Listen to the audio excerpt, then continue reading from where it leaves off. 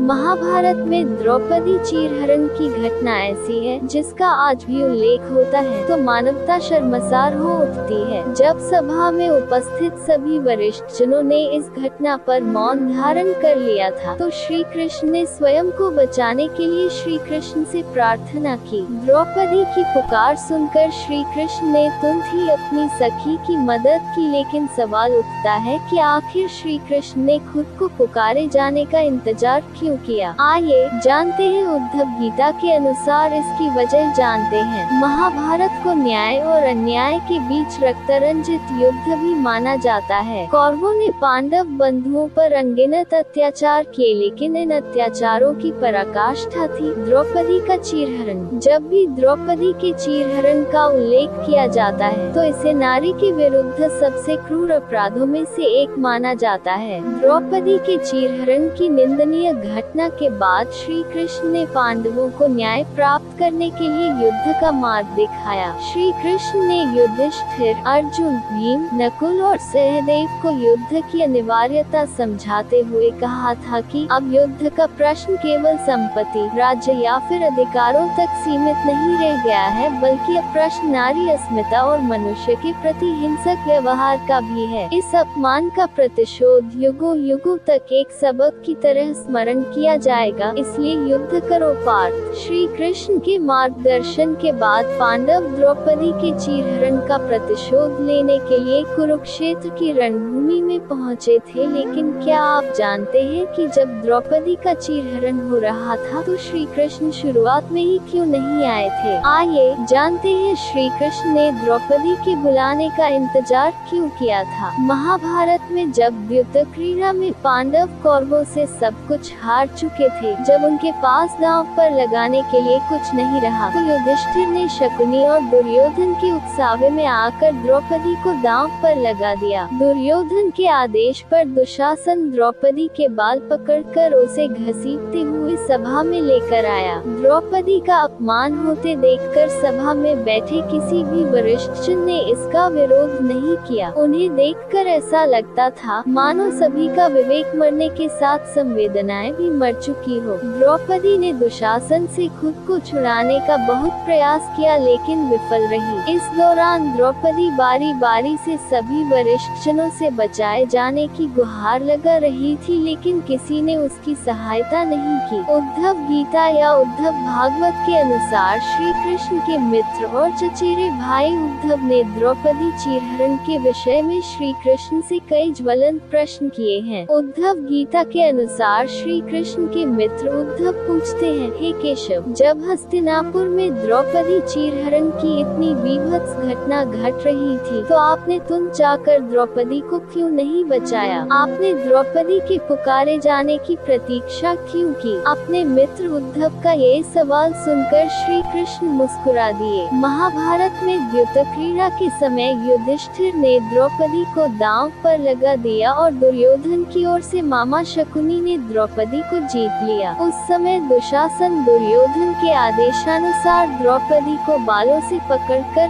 घसीटते हुए सभा में ले आया। जब वहां द्रौपदी का अपमान हो रहा था तब भीष्म पितामह, द्रोणाचार्य और विदुर जैसे न्यायकर्ता और महान लोग मौन रहे और सिर झुकाकर सभा में बैठे रहे। श्री कृष्ण उद्धव के सवालों पर मुस्कुराते हुए बोले, इस सृष्टि का नियम है कि विवेकवान व्यक्ति ही जीतता है, जो जीतने के लिए बुद्धि का प्रयोग करता है। दुर्योधन के पास युद्ध क्रीड़ा खेलने के लिए असीम धन था, लेकिन उसे युद्ध क्रीड़ा खेलने का विवेक नहीं था, इसलिए उसने अपने मामा शकुनी पर विश्वास करके उन्हें अपनी तरफ से युद्ध क्रीड़ा खेलने के लिए कहा। यह उसका विवेक से लिया गया निर्णय था, जबकि युधिष्ठिर सहित पांचों पांडवों को ये खेल खेलना नहीं आता था, लेकिन उन्होंने विवेक का इस्तेमाल नहीं किया और मुझे अपनी तरफ से खेलने के लिए एक बार भी नहीं कहा। धर्मराज युधिष्ठिर को ये बात पता थी कि युद्ध क्रीड़ा सामाजिक बुराई को बढ़ावा देने वाला खेल है, लेकिन फिर भी उन्होंने इस खेल को खेलना जारी रखा। युधिष्ठिर मुझसे इस खेल को छुपा कर रखना चाहते थे। उन्हें लगता था कि उस कमरे में उपस्थित न होने पर मुझे कभी पता नहीं चलेगा कि राज्य को वापस प्राप्त करने के लिए उन्होंने बुराई के मार्ग को चुना है, इसलिए उन्होंने मुझे सभा में न बुलाए जाने तक वहां आने के लिए मना किया। युधिष्ठिर ने मुझसे वचन लिया कि मैं पांडव परिवार के बुलाए जाने पर ही सभा में आऊंगा, इस कारण मैं सभा में नहीं गया। युधिष्ठिर ने अपने दुर्भाग्य को स्वयं ही बुलावा दिया। द्रौपदी चीरहरण के दौरान जब दुशासन द्रौपदी को केश से घसीटकर सभा में ला रहा था तो द्रौपदी ने दुशासन से जूझती रही।